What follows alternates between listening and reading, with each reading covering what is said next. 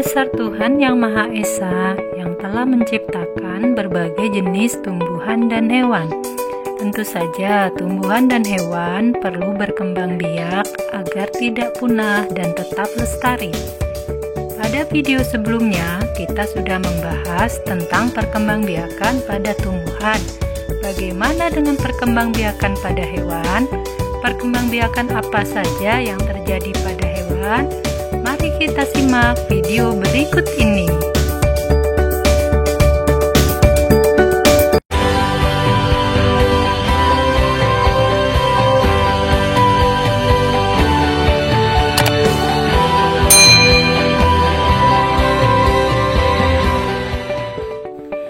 Assalamualaikum warahmatullahi wabarakatuh. Hai sahabat IPA semua, bertemu lagi dengan Ibu Tuti dalam pelajaran IPA. Nah, pada kali ini kita akan membahas tentang perkembangbiakan pada hewan. Dan pembelajaran pada hari ini, setelah kalian menyimak video ini, kalian dapat menjelaskan perbedaan perkembangbiakan aseksual dan seksual pada hewan. Menjelaskan macam-macam cara perkembangbiakan aseksual pada hewan, serta menggolongkan hewan berdasarkan cara perkembangbiakan seksual. Secara umum, perkembangbiakan pada hewan dibagi menjadi dua cara, yaitu yang pertama perkembangbiakan vegetatif atau aseksual, dan yang kedua perkembangbiakan generatif atau seksual. Kita bahas yang pertama tentang perkembangbiakan aseksual pada hewan. Perkembangbiakan aseksual pada hewan disebut juga dengan perkembangbiakan tak kawin atau perkembangbiakan vegetatif. Adalah perkembangbiakan tanpa proses perkawinan dan tanpa proses fertilisasi. Ada tiga cara perkembangbiakan aseksual pada hewan. Yang pertama adalah membentuk tunas, fragmentasi, dan partenogenesis. Kita bahas yang pertama, yaitu dengan cara membentuk tunas. Perkembangbiakan ini dengan cara menumbuhkan tunas yang kemudian memisahkan diri dan berkembang menjadi individu baru. Contoh hewan dari filum Porifera dan Coelenterata. Contoh Coelenterata yaitu Hydra sp dan ubur-ubur dari jenis Obelia sp dan Aurelia sp.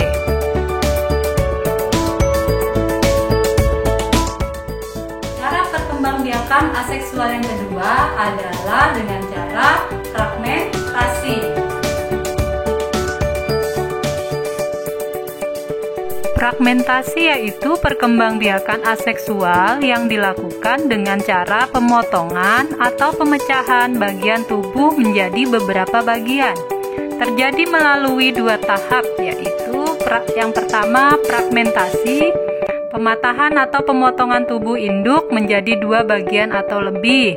Yang kedua adalah regenerasi. Setiap potongan tubuh induk membentuk bagian tubuh yang lain yang tidak ada pada bagian tersebut. Contohnya adalah pada cacing pipih planaria. Dan cara perkembangbiakan aseksual yang ketiga adalah dengan cara partenogenesis. Partenogenesis adalah bentuk reproduksi aseksual, yakni kemampuan suatu ovum untuk berkembang menjadi individu baru tanpa dibuahi sperma. Contoh pada lebah. Ratu lebah menghasilkan ovum yang jika dibuahi sperma akan menjadi lebah betina. Lebah betina yang dihasilkan bersifat steril, bertugas menjadi pekerja yang mencari nektar bunga. Ovum yang berasal dari lebah ratu bila tidak dibuahi oleh sperma maka akan menjadi individu baru, yaitu lebah jantan, bersifat fertil yang membuahi sel telur yang dihasilkan lebah ratu. Contoh partenogenesis yang lain adalah tawon, semut, kutu daun, dan kutu air. Nah, ternyata hewan juga bisa berkembang biak dengan cara aseksual ya. Kita lanjutkan materinya. Sekarang kita membahas tentang perkembangbiakan seksual pada hewan. Perkembangbiakan seksual pada hewan disebut juga perkembangbiakan generatif atau kawin. Perkembangbiakan seksual pada hewan adalah perkembangbiakan yang terjadi melalui proses perkawinan antara hewan jantan dan betina dan melalui proses fertilisasi. Fertilisasi dapat terjadi melalui dua cara, yaitu fertilisasi internal, di mana proses peleburan antara inti sel telur dan inti sel sperma terjadi di dalam tubuh induk betina. Contohnya, sapi, monyet, kambing, kura-kura, ayam, buaya, dan lain-lain. Fertilisasi eksternal terjadi apabila proses peleburan antara sel telur dan sel sperma terjadi di luar tubuh induk betina. Contohnya, ikan dan katak. Berdasarkan cara perkembangan dan kelahiran embrionya, hewan yang berkembang biak secara seksual dibagi menjadi 3 jenis, yaitu vivipar, ovipar, dan ovovivipar. Kita bahas yang pertama tentang hewan vivipar. Hewan vivipar disebut juga dengan hewan yang melahirkan. Hewan ini memiliki embrio yang berkembang di dalam rahim induk betinanya dan akan dilahirkan pada saat umurnya sudah mencukupi. Embrio akan memperoleh nutrisi dari induk melalui perantara plasenta. Contoh, pada harimau, gajah, macan, monyet, kambing, sapi, dan lain-lain. Yang kedua adalah hewan ovipar, disebut juga dengan hewan yang bertelur. Pada hewan ini, embrionya berkembang di dalam telur, dan telur ini akan dikeluarkan dari tubuh induknya. Contoh pada bebek, ayam, kalkun, ikan, katak, serangga, burung, dan lain-lain.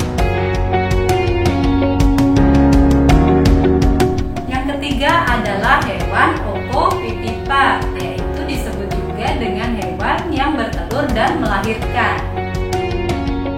Ovovivipar yaitu salah satu cara berkembang biak hewan dengan cara mengembangbiakkan telur di dalam tubuh induknya.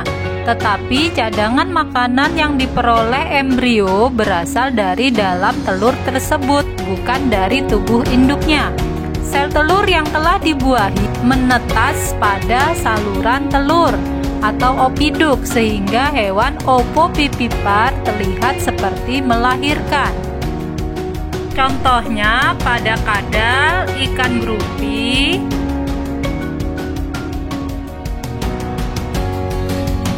ikan pari, platypus, lucu ya, ikan hiu,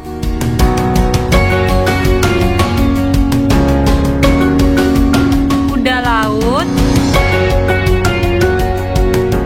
dan beberapa jenis ular seperti ular sanca, ular boa, dan ular piton. Nah, dari penjelasan tadi ternyata hewan juga bisa berkembang biak dengan cara aseksual dan seksual ya. Dengan materi yang sudah Ibu paparkan tadi, Ibu harap kalian bisa mengambil kesimpulan dan mengambil manfaat tentang materi pembelajaran pada kali ini.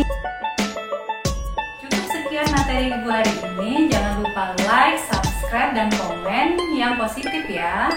Selalu jaga dan lestarikan alam di sekitar kita. Assalamualaikum warahmatullahi wabarakatuh.